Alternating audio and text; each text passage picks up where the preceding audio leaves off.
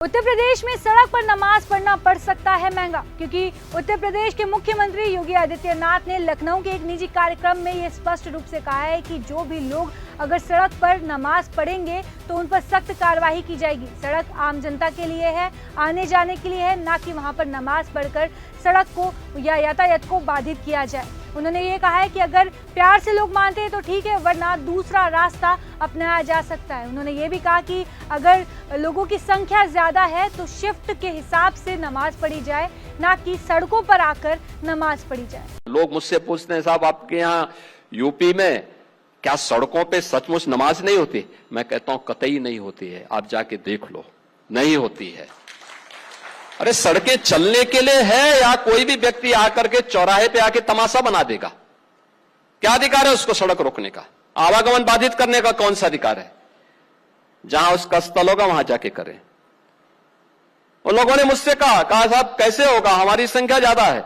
हमने कहा शिफ्ट में कर लो, तुम्हारे घर में रहने की जगह नहीं है तो भाई संख्या नियंत्रित कर लो, और नहीं है सामर्थ्य क्यों बेकार आगे संख्या बढ़ाई जा रहे हैं। और ये चाहिए आपको कि अगर आपको सिस्टम के साथ रहना है तो याद करना, हम उन नियम और कानून को मानना शुरू करें। कानून का राज होगा, कानून के राज को सबको समान रूप से लागू करेंगे। नमाज पढ़नी आवश्यक है, आप शिफ्ट में पढ़िए, हम उसको रोकेंगे नहीं, लेकिन सड़क पर नहीं।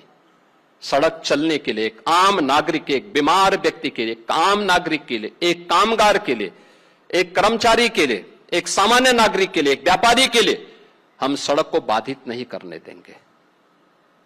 सरकार का नियम सार्वभौम है, सबके लिए समान रूप से लागू होता है। हमने सबको कहा, हमने कभी नहीं चलने देंगे, अराजकता नहीं सड़कों पे फैलने देंगे। प्यार से मानेंगे ठीक बात है, नहीं मानेंगे तो दूसरा तरीका अपनाएंगे। हमारा काम है संवाद बनाना। आप संवाद से मानेंगे, संवाद से, नहीं तो संघर्ष से भी देख लो। बरेली में लोगों ने हाथ आजमाने का कार्य किया, देख लिया ताकत। इसलिए सरकार उन सिस्टम के साथ पूरी व्यवस्था को जोड़ना चाहती है।